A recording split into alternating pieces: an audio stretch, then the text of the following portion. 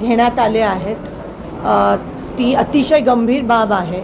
कुठे एसीसाठी, कुठे कूलरसाठी, कुठे मंडपासाठी DPDC मधून, म्हणजे एकीकडे म्हणतात विकासासाठी निधी नाही आहे आणि दुसरीकडे 6-6 कोटी तुमच्या एसीसाठी, तुमच्या मंडपासाठी खर्च करतात।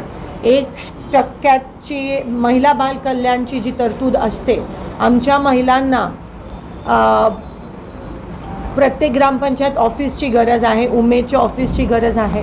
प्रसूतिगृहामध्ये महिलांसाठी त्या ठिकाणी इक्विपमेंट नाही आहेत, त्याचे पैसे अजून मिळाले नाही आहेत। अंगणवाडी सेविका, अंगणवाडी मदतनीस एवढे वर्ष पगारवाढीचं मागतायत, पेन्शन मागतायत, ते द्यायला यांच्याकडे पैसे नाही आहेत। पण DPDC मधून लाडक्या बहिणीचा कार्यक्रम हा ह्याच्या एसीसाठी, कूलरसाठी, मंडपासाठी 6-6 कोटी आणि गावामधला विकास जो आहे तो थांबवणं, ह्या गोष्टीसाठी त्याचा या ठिकाणी आपण निषेध। ही खूप गंभीर बाब आहे की प्रत्येक जिल्हा नियोजनच्या पैशातून कार्यक्रमासाठी हे घेत आहेत। जबरदस्ती केलं आहे की महिला आणायलाच पाहिजे, मग तुम्ही त्या कशाही आणा, ही एवढ्या कोटीची निधी आम्ही तुम्हाला देतोय। म्हणजे अगदी कोणत्या पद्धतीत ते पैसे खर्च झालेत, कारण का प्रशासनावर एवढा दबाव की काही पण करून तुम्ही महिला आणा।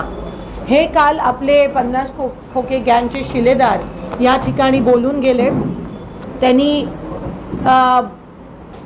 महाराष्ट्रातल्या ज्या खासदार आहेत लाडक्या बहिणी, त्यांच्यावर टीका केली। एकीकडे म्हणतात लाडक्या बहिणी माझ्यावर टीका केली की सोन्याचा चमचा घेऊन आलेत, पण त्यांना मी सांगू इच्छिते की ज्यांच्यावर तुम्ही आरोप करता तीच तुमची लाडकी बहीण। ही गरिबांसाठी, बीडी कामगारांसाठी, शेतकऱ्यांच्या हमीभावासाठी, यंत्रमाग कामगारांच्या कल्याण मंडळासाठी असेल, गोरगरीब महिलांसाठी अनेक वर्ष ताटमानेनी तुमच्या समोर उभी राहून तुमचा विरोध करून ह्या सगळ्या गोरगरिबांचं त्या ठिकाणी ती काम करत आहे, हे झटत आहे। एक महिला तुमचा पराभव करते तेव्हा BJP वाले खरंच संतापतात।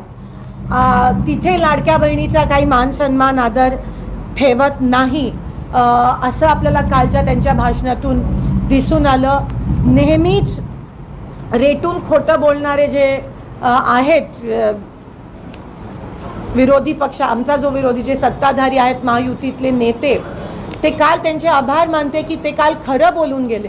ते म्हणाले की प्रेम हे पैशाने विकत घेऊ शकत नाही आणि खरं बोलले। मग ते 1,500 असू दे किंवा 1.5 लाख असू दे, प्रेम हे तुम्ही पैशाने विकत घेऊ शकत नाही। हे येणाऱ्या विधानसभे